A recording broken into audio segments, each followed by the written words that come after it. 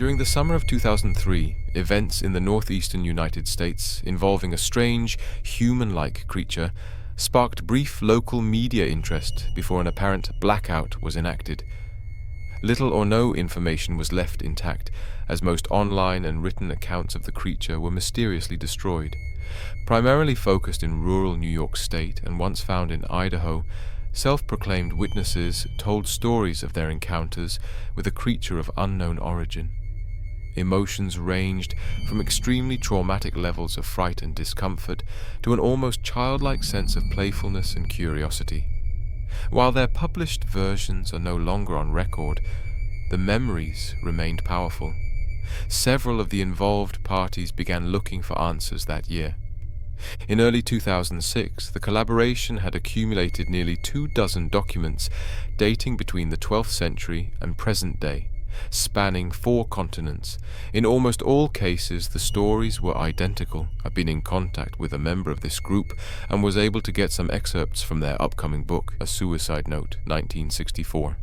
As I prepare to take my life, I feel it necessary to assuage any guilt or pain I have introduced through this act. It is not the fault of anyone other than him. For once, I awoke and felt his presence, and once I awoke and saw his form. Once again I awoke and heard his voice and looked into his eyes. I cannot sleep without fear of what I might next awake to experience. I cannot ever wake. Goodbye. Found in the same wooden box were 2 empty envelopes addressed to William and Rose, and 1 loose personal letter with no envelope. Dearest Linnea, I have prayed for you. He spoke your name.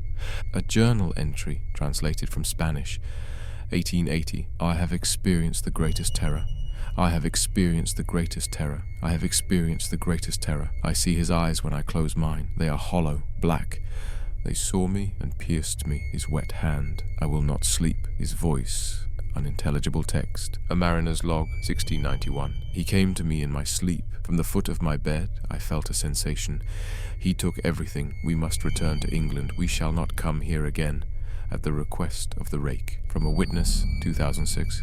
3 years ago, I'd just returned from a trip to Niagara Falls with my family for the 4th of July. We were all very exhausted after a long day of driving, so my husband and I put the kids straight to bed and called it a night. At about 4 a.m. I woke up thinking my husband had gotten up to use the restroom. I used the moment to steal back the sheets, only to wake him in the process. I apologized and told him I thought he was out of bed. When he turned to face me, he gasped and pulled his feet up from the end of the bed so quickly, his knee almost knocked me out of the bed. He then grabbed me and said nothing. After adjusting to the dark for a half second, I was able to see what caused the strange reaction. At the foot of the bed, sitting and facing away from us, was what appeared to be a naked man, or a large hairless dog of some sort. Its body position was disturbing and unnatural, as if it had been hit by a car or something. For some reason, I was not instantly frightened by it, but more concerned as to its condition. At this point, I was somewhat under the assumption that we were supposed to help him. My husband was peering over his arm and knee, tucked into the fetal position, occasionally glancing at me before returning to the creature. In a flurry of motion, it scrambled around the side of the bed, and then crawled quickly in a flailing sort of way, right along the covers, until it was less than a foot from my husband's face.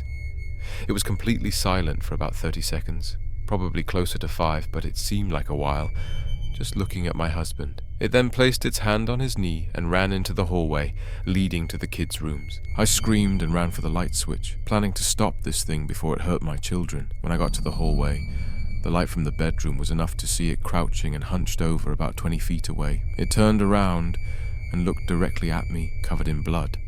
I flipped the switch on the wall and saw my daughter, Clara. The creature ran down the stairs as my husband and I rushed to help our daughter. She was very badly injured and spoke only once more in her short life. She said, "He is the Rake." My husband drove his car into a lake that night while rushing our daughter to the hospital. They did not survive. Being a small town, news got around pretty quickly. The police were helpful at first, and the local newspaper took a lot of interest as well. However, the story was never published, and the local television news never followed up either. For several months, my son Justin and I stayed in a hotel near my parents' house.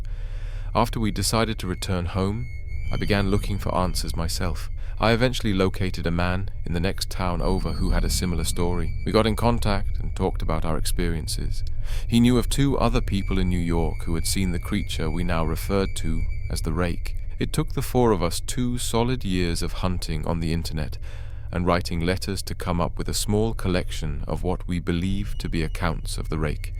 None of them gave any details, history, or follow-up. One journal had an entry involving the creature in its first 3 pages, then never mentioned it again. A ship's log explained nothing of the encounter, saying only that they were told to leave by the Rake. That was the last entry in the log. There were, however, many instances where the creature's visit was one of a series of visits with the same person. Multiple people also mentioned being spoken to, my daughter included. This led us to wonder if the Rake had visited any of us before our last encounter. I set up a digital recorder near my bed and left it running all night, every night for 2 weeks. I would tediously scan through the sounds of me rolling around in my bed each day when I woke up.